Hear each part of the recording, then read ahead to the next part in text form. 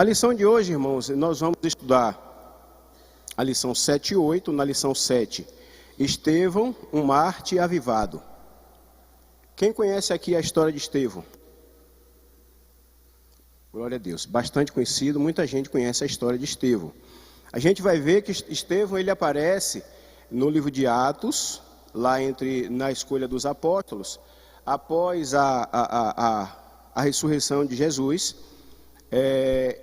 Os apóstolos começaram, após o dia de Pentecostes, os apóstolos começaram o trabalho da igreja, e a Bíblia recomenda um cuidado especial, um cuidado específico com os órfãos e as viúvas e os órfãos.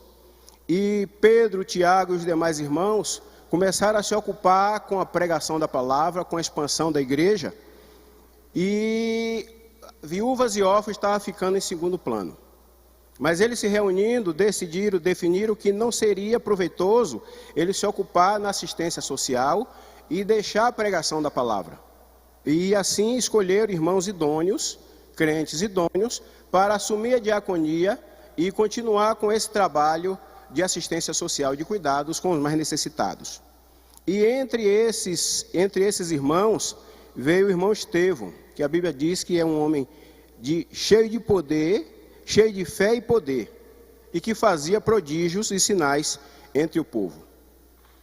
Nós vamos ver, numa explanação breve do livro de Estevão, aqui da história de Estevão, nós vamos ver um homem devotado ao Senhor, nós vamos ver um homem que resistiu até o fim, como recomendou o nosso Senhor Jesus Cristo, que diz que aquele que resistir até o fim será salvo, aquele que perseverar até o fim será salvo. E Estevão, mesmo com risco de morte, não negou o nome do Senhor. Então nós vamos aprender nessa lição que as portas do inferno não prevalecerão. O Espírito Santo foi nos dado. Eu queria que os irmãos já deixassem sua Bíblia aberta aí, no livro de João, no capítulo 14. Nós vamos fazer menção, nós vamos lembrar essa passagem, João 14. Então nós vamos ter aqui uma prova de que a morte dos santos é preciosa para o Senhor.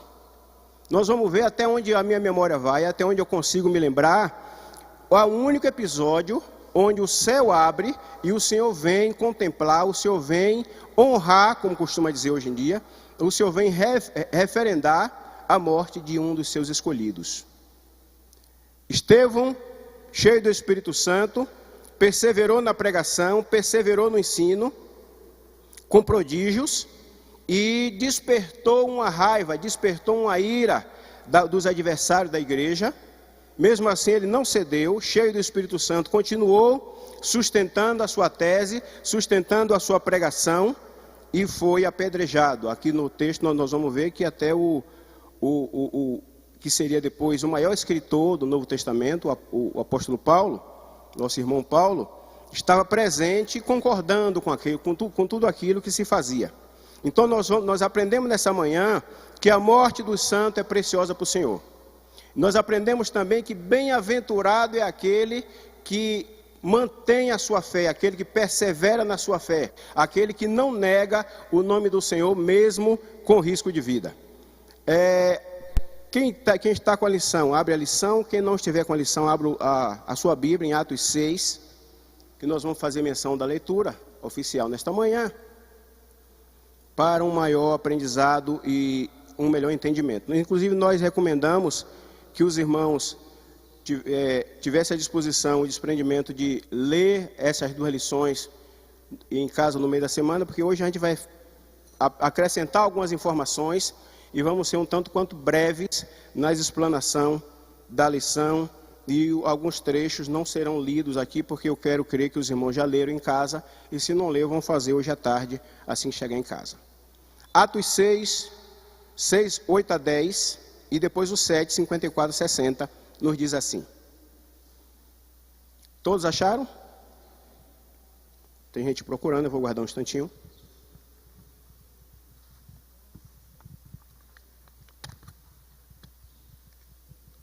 Atos 6, 8.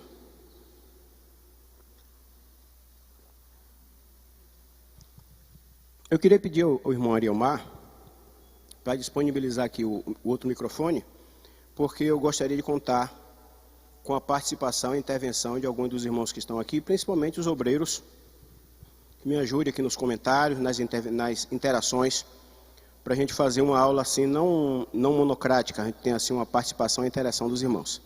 Já que alguns levantaram, por reverência à palavra do Senhor, eu queria que os demais fizessem o mesmo, por favor. Leiamos junto a palavra do Senhor. E Estevão, cheio de fé e poder, fazia prodígios e grandes sinais entre o povo. E levantando-se alguns que eram da sinagoga chamada dos libertos, e dos sirineus, e dos alexandrinos, e dos que eram da Cilícia e da Ásia, e disputavam com Estevão. E não podiam resistir à sabedoria e ao espírito com que falava. Atos 7. E ouvindo eles isto, enfureceram-se em seu coração e rangiam os dentes contra ele. 55 diz, mas ele, estando cheio do Espírito Santo e fixando os olhos no céu, viu a glória de Deus e Jesus que estava à direita de Deus. E disse, eis que vejo o céu aberto e o Filho do Homem que está em pé à mão direita de Deus. Mas eles gritavam com grande voz, taparam os ouvidos e arremeteram unânimes contra ele. E expulsando-o da cidade, o apedrejavam, e as testemunhas depuseram as suas vestes aos pés de um jovem chamado Saulo. E apedrejaram a Estevão, que em invocação dizia, Senhor Jesus, recebe o meu espírito. E pondo-se de joelhos, clamou com grande voz, Senhor, não lhes imputes esse pecado. E tendo dito isto, adormeceu. Podem tomar assento. Então, já vimos que Estevão foi um dos escolhidos para continuar, para auxiliar os apóstolos de Jesus, e além de falar de Jesus, ele confirmava aquilo que falava com sinais e prodígios. Aí desperta a inveja de alguns que o levam ao Sinédrio. O que é o Sinédrio? O Sinédrio seria o tribunal dos nossos dias. São as autoridades, os anciãos da comunidade que têm o poder, que têm a incumbência de julgar casos como esse, de realizar questões jurídicas. Estevão é levado ao Sinédrio, mesmo assim confirma a sua pregação e mais, acrescenta que está vendo o céu aberto e que está vendo Jesus à direita de Deus. Aí ele é acusado de heresia, expulso da cidade, colocado para fora da cidade e apedrejado. E o que é que nós aprendemos aqui? O homem cheio do Espírito Santo de Deus foi com Jesus até o fim, não negou ao Senhor.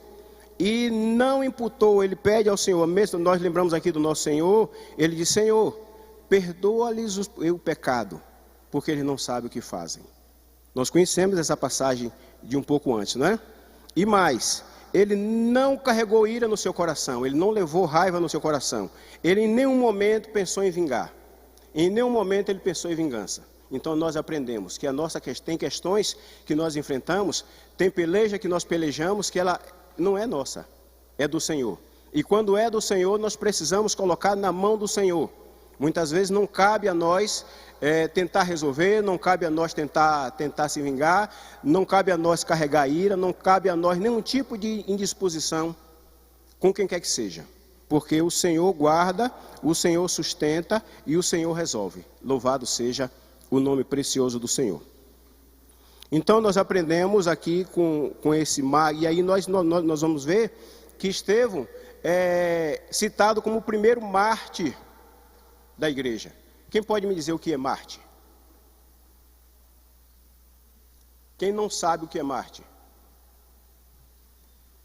Quase todo mundo sabe. Pronto. Mártir é aquele que se oferece martírio, aquele que se dá em sacrifício, aquele que persevera, aquele que mesmo com dano, ele sustenta a sua tese, sustenta a sua posição, sustenta a sua fé. E agora, a partir de agora, nós vamos entrar na próxima lição e nós vamos ver uma sequência interminável de mártires, irmãos e irmãs que deram suas vidas em sacrifício pelo Evangelho. Já começou com os 12 apóstolos, que daqueles 12 apenas João teve a oportunidade de morrer por velhice, considerado de morte natural. Os demais foram todos martirizados, todos assassinados, todos sacrificados pelo Evangelho, todos que doaram as suas vidas em prol do ID do Senhor. Louvado seja Deus. Eu peço aos irmãos que abram suas Bíblias em Apocalipse. Nós vamos passear um pouquinho nas cartas do Apocalipse. Apocalipse 2 e 3. Nós vamos,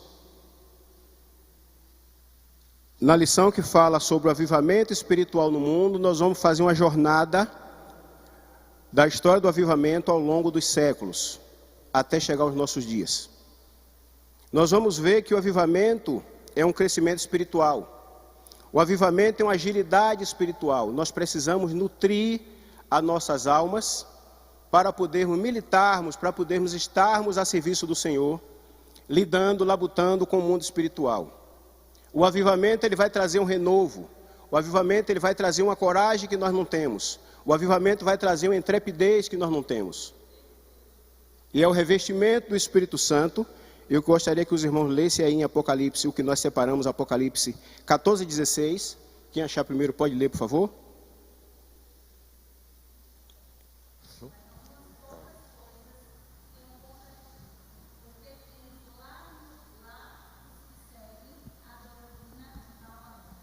Apocalipse, desculpe, gente. João 14, 16. João, desculpe. Evangelho de João 14, verso 16. Quem achar, por favor, dá um sinal que o irmão vai levar o microfone, porque nós temos uma transmissão e quem está em casa vai participar com a gente. E eu rogarei ao Pai, e Ele vos dará outro Consolador, para que fique convosco para sempre. Continua. O Espírito da verdade que o mundo não pode receber, porque não o vê, nem o conhece, mas vós o conheceis, porque habita convosco e estará em vós. Amém. Então nós vamos ver aí que o Espírito da verdade, o Espírito do Senhor, está hoje com a igreja. No Antigo Testamento, na Antiga Aliança, Deus levantava homens para exortar o povo, para trazer a palavra de Deus ao povo, para orientar e encorajar o povo. Deus levantou profetas como Elias, Jeremias, Isaías e outros mais.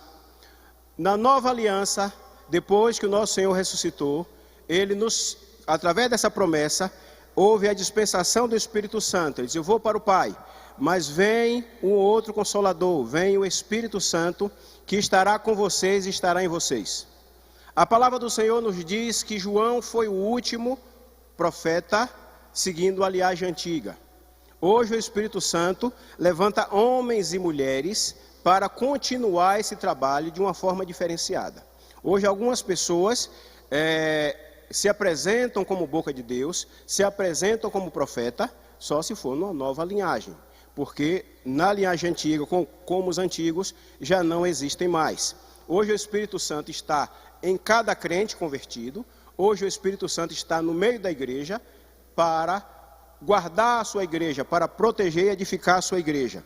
E nesse trabalho, nesse ministério, ele levanta homens e mulheres que vão cumprindo a sua vontade de exortar, de orientar, de guiar o povo e avivar o povo até que Jesus Cristo volte. Nós vamos ver aqui alguns exemplos ao longo do nosso estudo. As cartas que estão em Apocalipse 2 e 3, nós vamos ver que ela trata de 6 períodos históricos da igreja, que é chamado o tempo da igreja. Além de todas, nós vamos ver que os avisos que o Senhor deixou com o apóstolo Paulo, ele vai nos falar de situações, etapas e situações que a igreja haveria de viver ao longo dos séculos, ao longo dos dias. Algumas dessas passagens já se cumpriram, outras estão se cumprindo atualmente, até que o nosso Senhor Jesus Cristo volte. Apocalipse 2:2. Nós vamos ver aqui a primeira fase, e na primeira carta, esse período vai do ano 67 ao ano 117 depois de Cristo. Nesse período, coincide com a morte de Pedro e de Paulo. O Senhor elogia a igreja de Éfeso, mas lembra que deixaram o primeiro amor. Apocalipse 2:4. Já se tem no movimento avivalista naqueles dias, mas inclusive a igreja aí começa a enfrentar um problema que vai acontecer ao longo de toda a história avivalista da igreja, em toda a sua caminhada, que são os falsos apóstolos e os falsos ensinos. Depois nós vamos ter a carta de Esmirna, Apocalipse 2:9, que vai do ano 117 ao ano 313. O ano da perseguição coincide com o ano da perseguição de Nero, Domiciano e Trajano. Quem pode ler Apocalipse 2:10? Quem achar primeiro pode...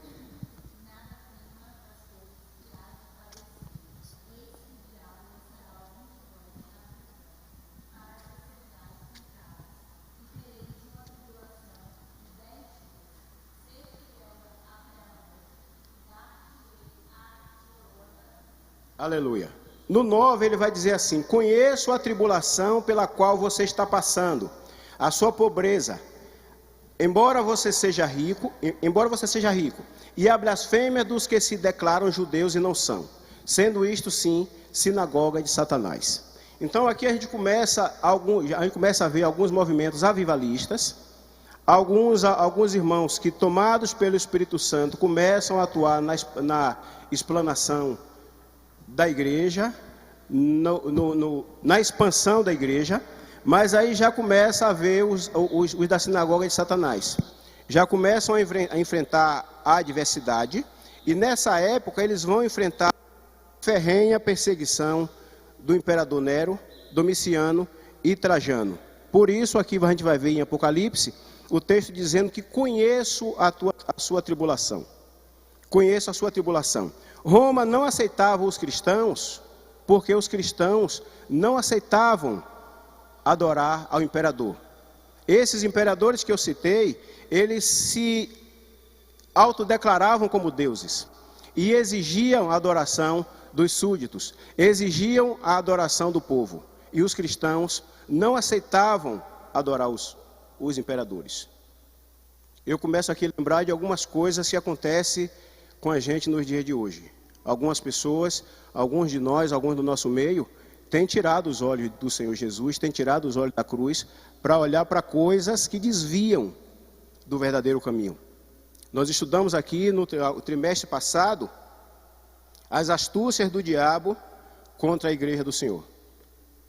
As minúcias do diabo contra a igreja do Senhor. E aqui a gente vê, estudando essa história aqui antiga, a gente lembra disso. Roma tentava obrigar os crentes a adorá-lo, a considerá-los como deuses, e os cristãos não aceitavam essa adoração. Logo, os cristãos eram caçados, perseguidos e mortos. Só que acontece o seguinte: a proporção que os crentes são perseguidos, a proporção que os crentes são caçados, eles vão fugindo de uma área do mundo para outra. E quanto mais eles vão fugindo, vão chegando em novas áreas, as boas novas do Evangelho são pregadas e expandidas. Então o imperador, no afã, na tentativa de abafar a igreja, o que ele consegue é espalhar ainda mais. Porque os planos do Senhor não podem ser frustrados. Louvado seja Deus. Aquilo que o Senhor planejou vai se cumprir. Nós vimos a situação, a história, porque passou o apóstolo Paulo. E a gente vê, Paulo como cidadão romano, Paulo poderia ser livre lá em Jerusalém. Ele poderia ser livre lá na terra onde ele estava. E numa situação arrumada pelo Espírito Santo do Senhor, Paulo é levado para Roma. E para que foi que Paulo foi levado para Roma? Quem pode me dizer? Vocês vão interagir comigo. Eu vou continuar perguntando. Para que Paulo foi para Roma? Por que Paulo foi levado para Roma? Ele era cidadão romano, podia ser julgado lá mesmo, pelos representantes de Roma, em Jerusalém, mas ele é levado e mandado para César. Por quê? Para quê? Todo mundo sabe, mas não quer dizer. Quem é que não sabe? Faz assim. Todo mundo sabe. mas não quer falar. Paulo foi levado para Roma por um propósito do Senhor para a expansão da igreja. Roma era a sede do mundo. Roma é o centro de governança do mundo.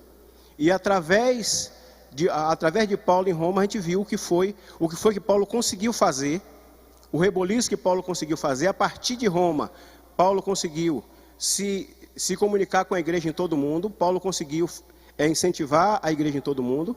Paulo conseguiu escrever as principais cartas que nós temos hoje, preso em Roma, e até converter alguns dos principais da comunidade romana naqueles dias.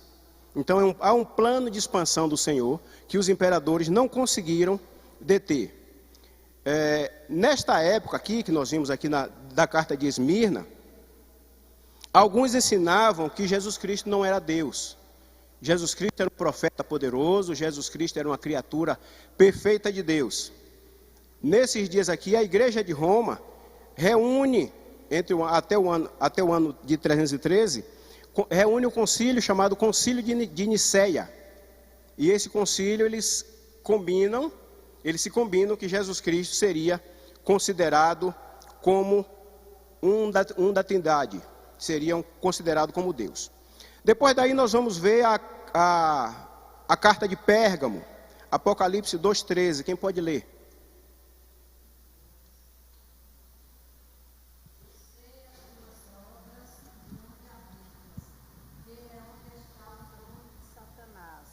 E retens o meu nome e não negaste a minha fé, ainda nos dias de Antipas, minha fiel testemunha, o qual foi morto entre vós, onde Satanás habita.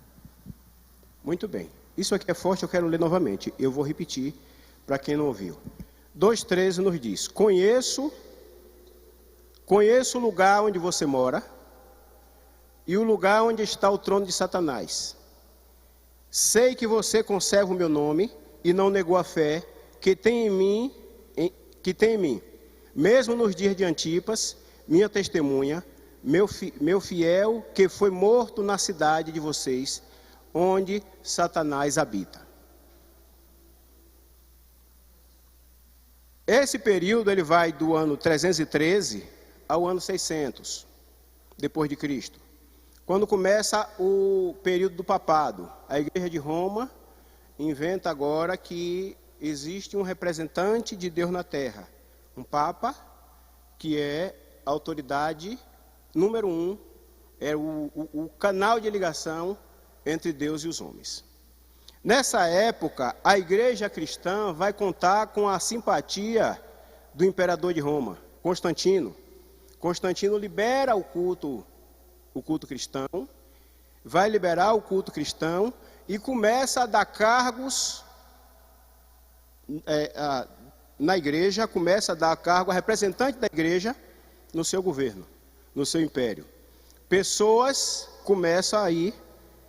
não convertidas começam a entrar na igreja.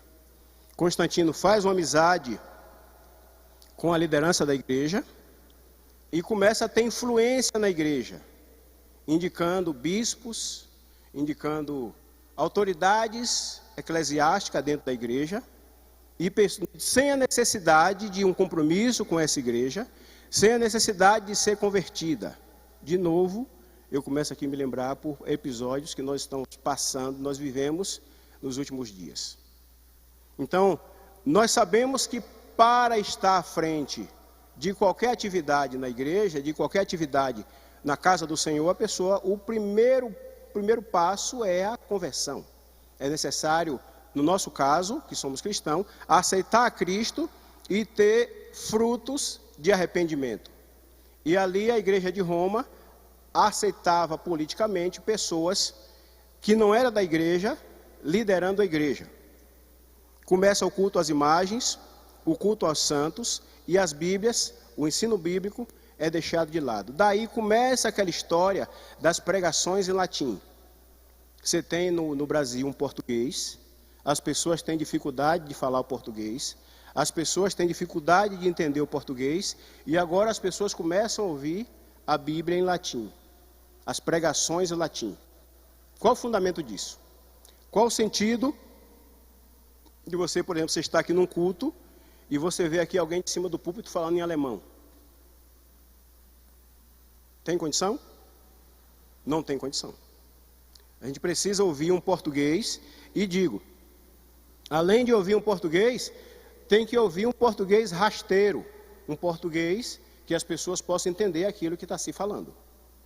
Não é? Porque aqui a gente vai ter gente de todos os níveis. Eu tenho aqui eu consigo ver universitários, eu consigo ver doutores, mas eu consigo ver pessoas que passaram poucos dias nos bancos das escolas. E essas pessoas precisam ser alcançadas, não necessariamente pela revelação do Espírito Santo, pela explicação de quem está aqui na frente, principalmente quando a gente está falando de escola dominical. As pessoas têm que ter oportunidade de perguntar e têm que ir para casa levando algum aprendizado, senão não faz sentido vir para aqui, não é? Então aqui começa aquela história da missa em latim. Se fala em latim e as pessoas dizem amém sem saber a que você está entendendo nada. Começa a perturbação na igreja, a gente vai começar a chegar aqui na Idade Média e vão se afastando. A gente vai vendo aqui nas cartas do Apocalipse as advertências que o Senhor tinha deixado antes. Quem foi que escreveu esse texto, gente? Eu não ouvi. João escreveu. Quando foi que João escreveu, gente? Alguém me ajuda aí, gente, fala aí. Quando foi que João escreveu o Apocalipse? Quando estava preso na ilha de Patmos, antes do ano 90. Ou seja, antes que isso acontecesse, já estava predito lá nas Sagradas Escrituras. A igreja de Tiatira, me ajude aí a ler, por favor, alguém lê Apocalipse 2,19. Quem achar primeiro pode levantar e ler. Eu conheço as tuas obras e o teu amor, e o teu serviço e a tua fé, e a tua paciência, e que as tuas últimas obras são mais do que as primeiras. Louvado seja o Senhor. Então nessas cartas, gente, a gente vai vendo a trajetória da igreja, o Senhor vai prevendo as coisas que haveriam de acontecer ao longo dos anos. Estamos falando de avivamento, tá? Isso aqui é uma base, a gente começa agora a falar dos primeiros avivamentos que houveram dentro da igreja antiga, até chegar aos nossos dias. Tá? E a gente vai ver aqui uma igreja laboriosa e de boas obras. O que é uma igreja laboriosa? Uma igreja que não cruza os braços. Uma igreja que não mede esforço em cumprir o ID do Senhor. Uma igreja que onde quer que me mandares, eu irei. Mas aí a igreja, tem também os seus percalços. A idolatria que antes era ensinada de boca por aí, passou a ser oficialmente declarada. A idolatria que era ensinada fora da igreja, que começou lá na igreja de Roma, agora era praticado nos altares. Os templos religiosos passavam a exibir imagens feitas por mão de homens. Não é? Os cultos, começava-se aí os cultos a João, a Maria, a Antônio, a não sei quem, não sei quem. Começa nessa faixa aqui dos anos 600 a 1517. Nesse período, nós vamos ver alguns das principais referências de avivamento que começou em várias partes do mundo, principalmente na Europa. Aqui não vai dar tempo a gente falar de todos, a gente vai citar só alguns, mas um dos primeiros que se tem notícia foi de Pedro Valdo, um italiano, em que trabalhou na França e na Suíça. Ele começa a pregar as Escrituras e distribuir de porta em porta textos bíblicos. Nessa fase aqui, começa um episódio que hoje em dia a gente conhece como compostagem, onde pessoas que têm algum poder aquisitivo, as pessoas que podem financeiramente, ajudam o custeio da confecção, hoje em dia a confecção de Bíblias, como aqueles Novo Testamento que se faz aí, eu esqueci o nome da organização que faz a distribuição daquelas Bíblias de Novo Testamento no mundo todo. Os Gideões. Os Gideões, ele tem um grupo que financia, um grupo que custeia a confecção dessas Bíblias, e os irmãos alistados que saem fazendo distribuição de Novo Testamento. E aquilo tem trazido almas para o Senhor ao longo dos séculos, e surte muito efeito mesmo, porque eu acho que todo mundo aqui já leu com bastante proveito aqueles livretinhos que traz somente o Novo Testamento.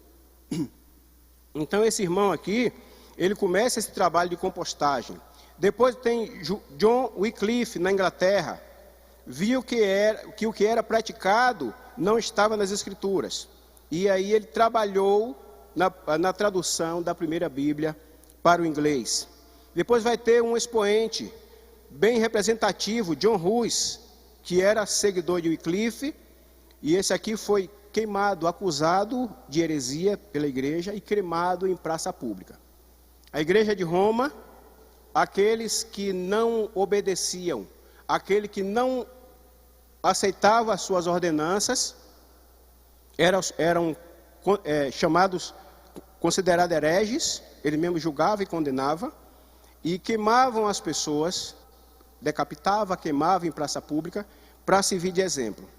Mas quanto mais ele fazia isso, mais a obra do Senhor se expandia. Quanto mais eles perseguiam, mais se expandia. Em 1517, Martinho Lutero, um alemão, se levanta contra as indulgências, contra o culto a imagens e contra o culto a santos. Quem pode me dizer o que é indulgências?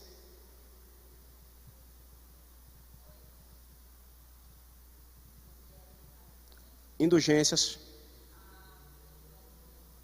Então, né, você tinha que vender, você ganhava o perdão se você vendesse algo para você ganhar o perdão. Muito né? bem, muito bem, parabéns. Salva de palmas para Jesus e para ela.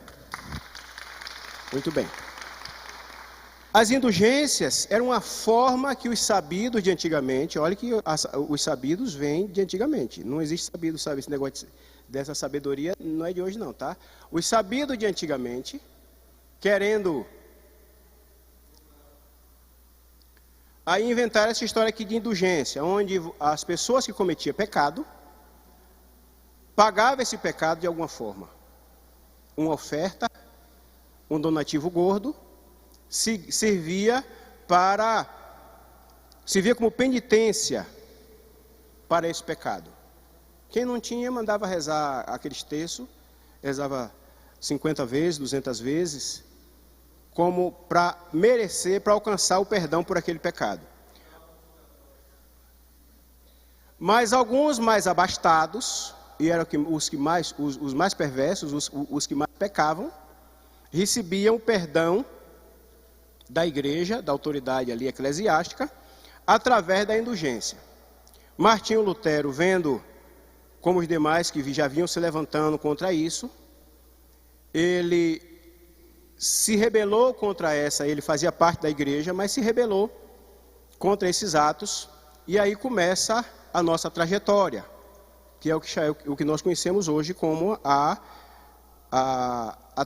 os protestantes. Protestante vem disso aí, o protesto dos crentes, pessoas que não concordavam em continuar com a adoração a santos, não continuava com indulgências, não continuava com o culto a imagens, nem confecção de imagens, e todas aquelas atrocidades cometidas pela igreja em nome de Deus.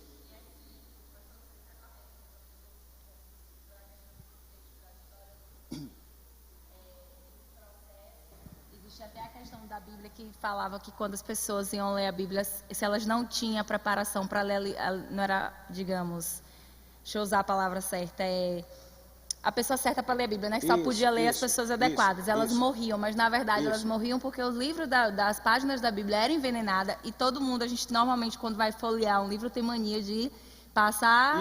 Antigamente se fazia muito isso. E aí eles se envenenavam e morriam, mas aí se usava de que eles morriam porque eles estavam lendo a Bíblia, eles não podiam ler a Bíblia, e isso era uma mentira. Na verdade, eles morriam por outro motivo, e não porque era proibido, era pecado eles ler a Bíblia. Amém. Né? Essas atrocidades todas, gente, eram feitas em nome de Deus. Era feita em nome de Deus supostamente, tá? E os irmãos vinham se levantando contra essas coisas. Era proibido ler Bíblia. As pessoas não podiam ter Bíblia.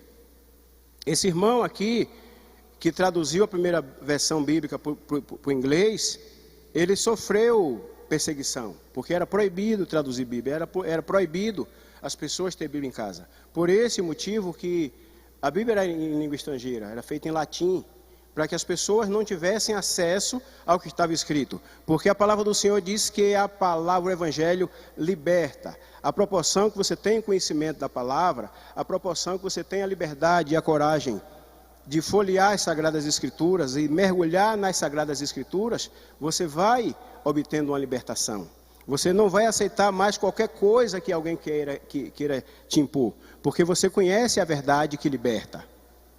Nós conhecemos a verdade que liberta. Então havia uma luta. Vem Martinho Lutero e levanta agora um povo que não aceita mais seguir essas atrocidades e esses desvios. Vamos entrar aí na igreja no período da igreja de Sardes, Apocalipse 3:1. Alguém lê para a gente para ver o que acontecia lá em Sardes.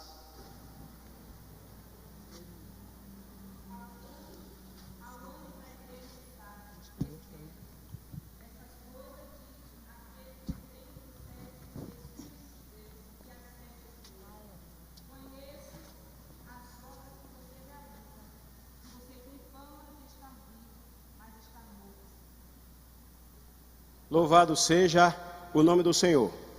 Eu sei as tuas obras, tem nome de que está vivo, mas está morto. Por que a Bíblia está dizendo isso?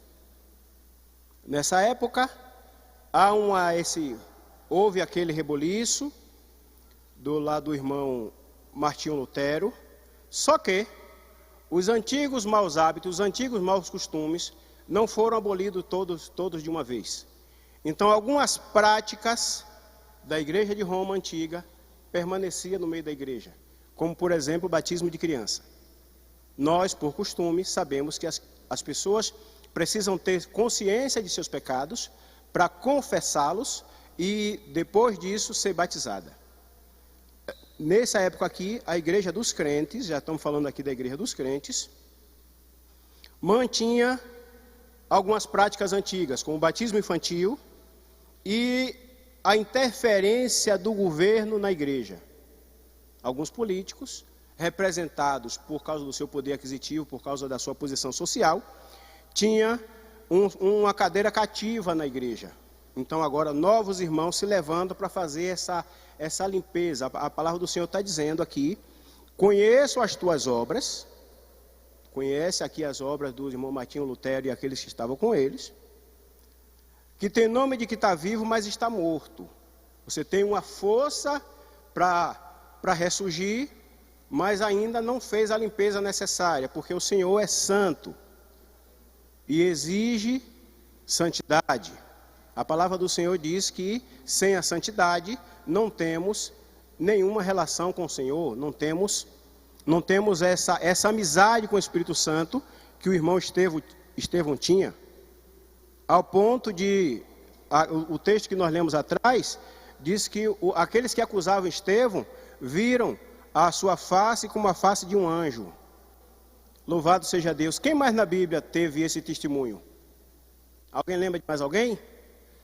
Que teve assim essa transfiguração fora daquele episódio de Jesus Cristo lá no monte? Ninguém mais. E Estevão teve, por essa proximidade com o Espírito Santo, Estevão teve essa glória de ser, palavras minhas, tá? Essa transfiguração, onde as pessoas viram o rosto de Estevão, a reluzência de um anjo. Glória a Deus. Aí nesse período da igreja de Sardes, nós vamos ver, sim, como dizem, os irmãos não aceitavam o convívio da igreja com o Estado, mantido nos dias de Martinho Lutero.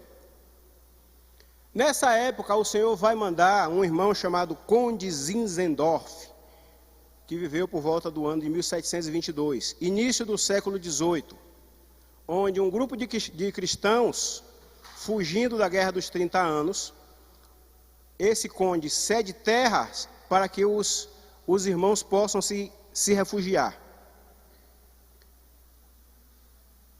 Houve num período antes, durante 30 anos, uma perseguição mais acirrada da Igreja Católica contra os cristãos. E os crentes precisavam fugir. Muitos tinham sido mortos.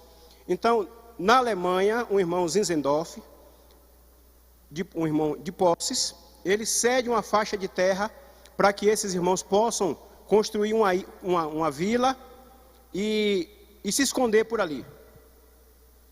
Esses irmãos passam a morar nesses lugares. Só que aí acontece um problema. Eram irmãos que vinham de igrejas diferentes, de lugares diferentes do mundo. E começa a se desentender entre si.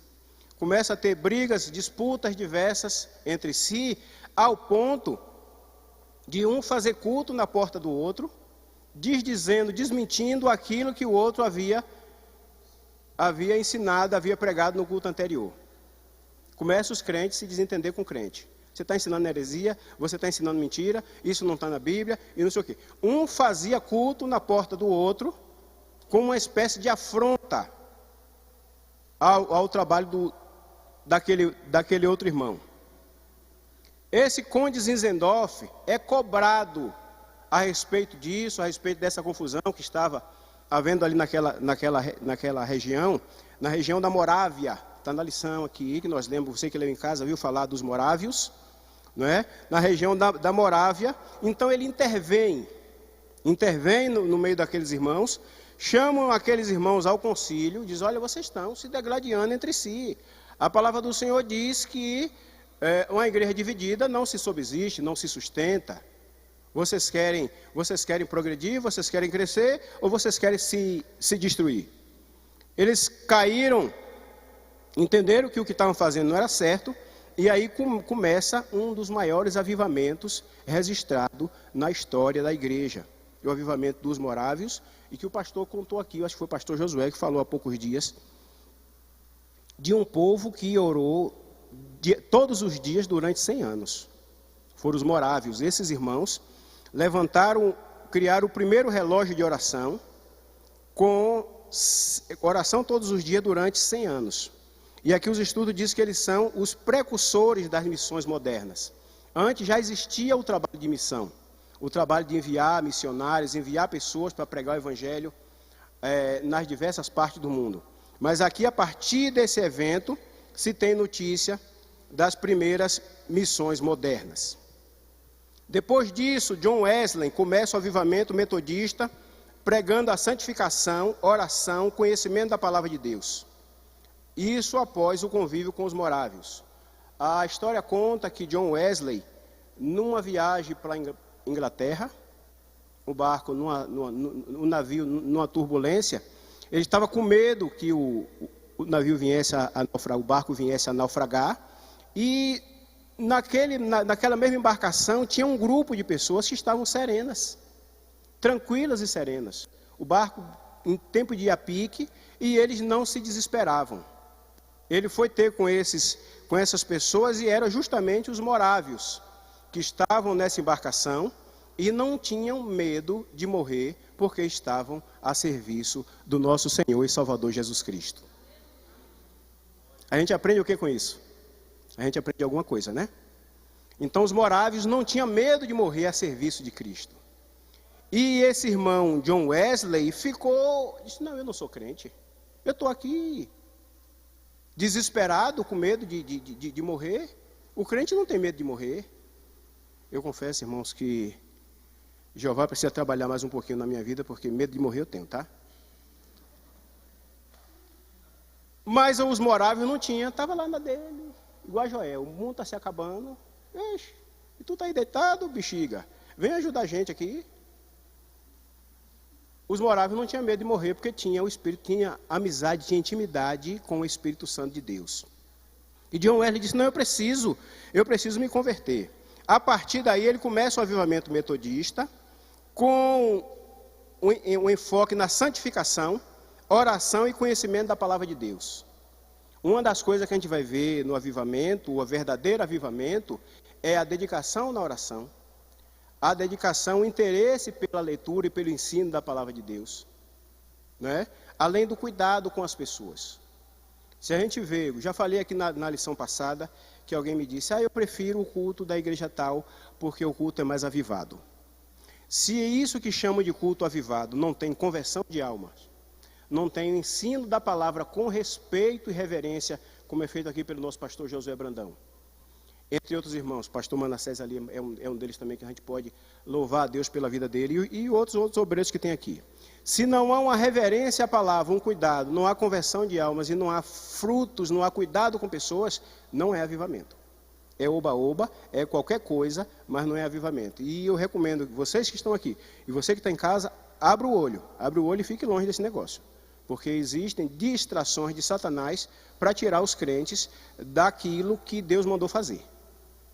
Hoje a gente vai poder ver, por exemplo, está na época do carnaval, tem grupo de crente, que com as devidas ressalvas, crente que não evangelizou o ano todo, quando agora, no momento da folia, ele vai para a avenida dizer que ele vai evangelizar. Eu começo a desconfiar que ele está com saudade do batuque, da zoada que está tendo lá. Aí ele vai para lá, dizendo que está ganhando almas. Eu falei com as devidas ressalvas, porque eu já vi testemunho de gente que disse que foi ganha para Cristo lá naquela muvuca. Eu tenho minhas ressalvas com relação a isso. A gente tem o ano todo para fazer o ID do Senhor, mas Deus tem um propósito na vida de cada um e um chamado para cada um, né? É só a minha opinião. Aí, nessa mesma época, a gente vai ver o George Waterfield, um nome estrambólico, um nome puxado para se pronunciar, que da Inglaterra, ele vai para os Estados Unidos e começa aí o primeiro avivamento na terra do tio Sam. E agora, irmãos, a gente vai entrar na última parte da lição e fala aqui da carta de Filadélfia e Laodiceia. Filadélfia, o período anterior ao nosso. Laodiceia, os nossos dias. Filadélfia não tem nenhuma censura de Jesus. Laodiceia não tem nenhum elogio. Esse período aqui começa no final do século XVIII, início do século XIX. Atos 3:8. Alguém lê para a gente aí, por favor. Essa parte é linda, linda, linda, linda, linda, linda. Fala com a gente. Atos, desculpe, gente. Apocalipse 3:8. Conheço as obras que você realiza. Eis que tenho posto diante de você uma porta aberta, a qual ninguém pode fechar. Sei que você tem pouca força, mas guardou a minha palavra e não negou o meu nome. Louvado seja o nome do Senhor. Eu poderia ter ouvido uns 3 ou 4 glória a Deus. Escola dominical é momento de culto, gente. É momento de glorificar o nome do Senhor. A palavra do Senhor aqui vai nos dizer, como nós vimos: tenho colocado diante de ti uma porta aberta, que ninguém pode fechar. Nós, estudando essa lição, nós aprendemos que essa porta é a porta do avivamento que nós vivemos há 120 anos. Uma abertura que o Senhor proporcionou para a expansão de toda a igreja. Igreja essa que continua se expandindo. Eu estava me lembrando nessa semana que alguns irmãos falam de um avivamento nos últimos dias. E eu fiquei sentindo no meu coração um sentido de reavivamento. Porque o avivamento, esse avivamento que começou aqui, no meu entendimento, ele não acabou. Ele fala da expansão da igreja, que é recente. Até eu já falei aqui que quando eu era criança, e não tem muito tempo assim que eu era criança, tá? Quando eu era criança, era vergonhoso ser crente. Vergonhoso ser crente. As pessoas eram motivo de pilhéria. As pessoas eram crente escondido. Eu conheço 2 ou 3 ali no povoado onde eu morei, povoado ali de Mercês, só tinha um crente. E ele era motivo de todo tipo de chacota. Quando ele ia almoçar, ele fechava o olho para almoçar, que eu não sei quem foi que disse a ele que era para orar de olho fechado, e quando ele abriu o olho, a carne sumiu. Um outro senhorzinho que ia para lá, domingo à tarde, pregar o evangelho, já contei aqui, um senhorzinho que parece com um irmão, que agora me fugiu o nome dele, um irmão que senta aqui. E ele era motivo de todo tipo de chacota, chamado de maluco e tal, e tal, e tal, e tal, e tal, e tal. E hoje é status dizer que é gospel. Ninguém aqui tem esse problema, E eu ficava com medo antigamente, antigamente não, há tempos atrás eu ficava com medo dessa coisa, porque a Bíblia diz que aquele que tiver vergonha do Evangelho será excluído também no dia do Senhor. Aquele que tiver vergonha do Senhor Jesus Cristo, também no grande dia o Senhor vai dizer, eu não te conheço. Então ele disse, eu não posso ter vergonha do Evangelho, eu tenho que ter condição, eu tenho que ter desprendimento de anunciar a Cristo, nosso Senhor. Né? Mas ficava preocupado com essa coisa que tinha, essa barreira que tinha, essa dificuldade que tinha de ser crente. Mas aí o Senhor coloca a porta aberta e a gente vai ver a expansão do pentecostalismo, por exemplo, é recente no nosso país, é recente no nosso meio, é coisa da década de 60 para cá, essas grandes igrejas, essa coisa, enfim. A gente vê uma expansão da igreja, uma expansão do reino de Deus, que é um dos sinais do avivamento do Espírito Santo de Deus. Mas uma coisa que nós aprendemos nessa manhã é que o avivamento, ele é acompanhado de desvios, é acompanhado de afronta. Quanto mais a igreja cresce, mais ela é perseguida. Nós vimos aqui, os irmãos foram perseguidos, não é? Mas o evangelho, ele continua se expandindo. Nós reconhecemos a necessidade de um reavivamento, de um realinhamento. Eu mesmo já falei aqui que talvez fosse o caso de Martinho Lutero se levantar de novo, agora para fazer uma reforma dentro dos protestantes. Mas eu reconheço que o avivamento do Senhor nos nossos dias, ele já dura 120 anos e ele vai até a volta de Cristo, até o fim da época da igreja, do chamado tempo da igreja. Depois aqui a gente vai ter o Charles Finney, que é usado pelo Senhor juntamente com William Seymour, e o avivamento da Rua Azusa, onde sai missionário, onde é enviado missionário para todo mundo, de onde a Igreja do Brasil é filha. Do avivamento da Rua Azusa, sai lá os irmãos escoceses, se não me falha a memória, que é enviado para aqui e ali no Belém, inicia a história da Assembleia de Deus no Brasil, e de onde dá origem a maioria das igrejas que nós conhecemos no Brasil nos dias de hoje. Nessa mesma época, eu queria falar com vocês de uma história que eu trouxe para recomendar a vocês aqui. Quem aqui já leu o livro Em Seus Passos, O que Faria Jesus? A irmã ali já leu. Você que não leu, anota aí, por favor. E lê esse livro magnífico, esse livro esplendoroso, que traz a narrativa de um avivamento que aconteceu numa cidade chamada Raymond, no Kansas, Estados Unidos. Mais ou menos nessa mesma época que nós estamos falando aqui, do avivamento da Rua Azusa. Esse livro, o autor desse livro é Charles Sheldon, Em Seus Passos, O que Faria Jesus. Costuma ter capas diferentes, tá? Costuma ter outras capas diferentes. O meu tempo está acabando aqui, eu preciso ser breve, mas eu preciso deixar a recomendação desse livro para vocês. Esse livro traz a narrativa de um rapaz que chegou numa cidadezinha nos Estados Unidos, e numa manhã ele bateu na porta de um pastor. Esse pastor estava preparando o sermão de domingo, e o tema do sermão que ele preparou era seguir os passos de Jesus. Esse rapaz bateu na porta do pastor, pediu ajuda para um trabalho. Ele sabia que o pastor tinha influência na cidade e pediu que esse pastor o ajudasse a conseguir um emprego. O pastor disse: eu sinto muito, não posso fazer nada por você. Ele foi para uma escola, ficou lá na escola. Mais tarde a esposa do pastor chega relatando que tinha um mendigo sentado na porta da escola, que ficou lá olhando as crianças, pensativo, tal. Sexta-feira de manhã, passou o sábado, domingo de manhã. Todo mundo se reúne na igreja, nos seus melhores carros, nas suas melhores roupas, e o pastor está pregando sobre seguir os passos de Jesus.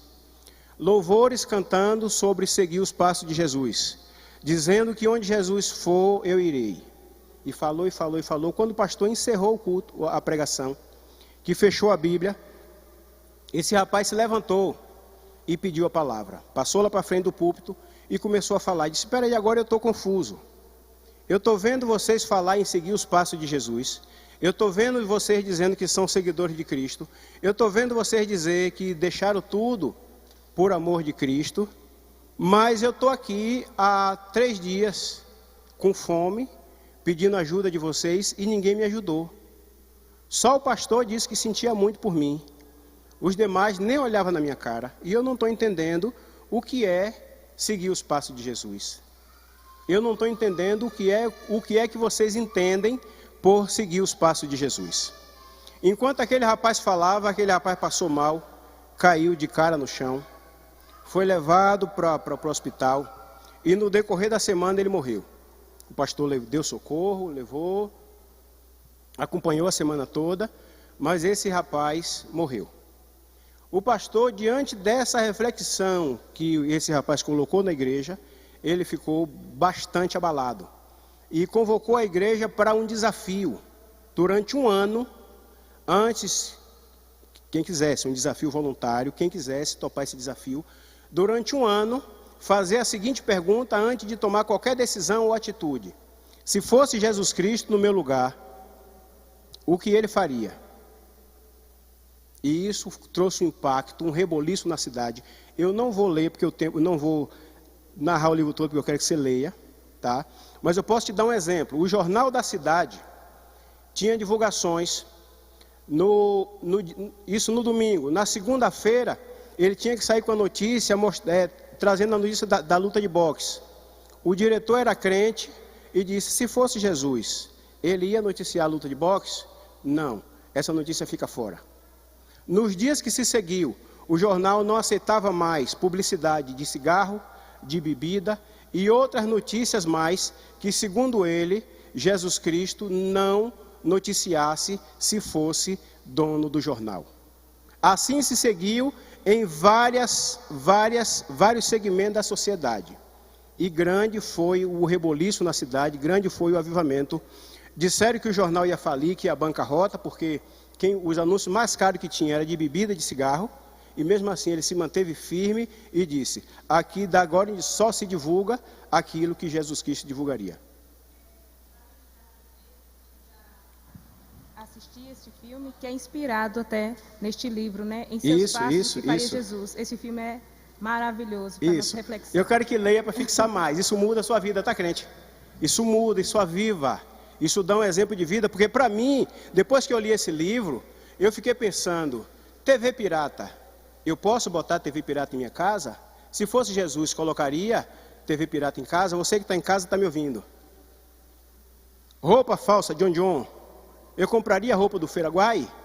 Roupa falsificada, John John, não sei o que mais lá, não sei o que mais lá, não sei o que mais lá. Se fosse Jesus, compraria? Produtos piratas, Jesus compraria?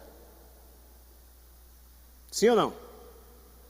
Se Jesus não compraria, eu também não compro. Isso traz mudança na vida da gente. É a mesma coisa. Passava um homem lá na rua comprando frasco de perfume. E às vezes eu guardava um bocado de frasco de perfume e vendia ele. Aí meu primo me dava lá em Salvador: para que você quer? Eu digo: deixa que eu vou limpar eles para vender a um rapaz. Ele me chamou e fez: como é que você, cristã, está compactuando de fazer uma coisa falsa para vender? Olha aí. A partir desse dia, nunca mais eu quis vender frasco de perfume. Escola dominical é aprendizado, gente. Amém. A gente não vai para o céu se não observarmos as coisas pequenas, as mínimas coisas. Essa semana, eu e minha esposa, nós fomos vítima disso. Eu comprei um perfume para ela, tem um sitezinho que vende coisas novas e coisas usadas. E eu comprei para ela um perfume. E o perfume veio adulterado. Eu não consegui devolver e a gente perdeu. Ou seja, tem pessoas que compram frascos. Eu recentemente vi um perfume, que o perfume costuma custar 2, 3 mil reais. 2, 3 mil reais. E pessoas vendendo um frasco vazio por 500 reais.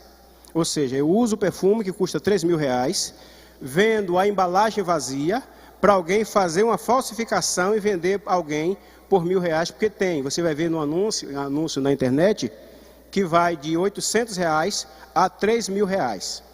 Alguém gosta do perfume, não quer dar 3 mil reais, compra por 800. Só que o de 800 é falsificado porque alguém vendeu a embalagem para isso.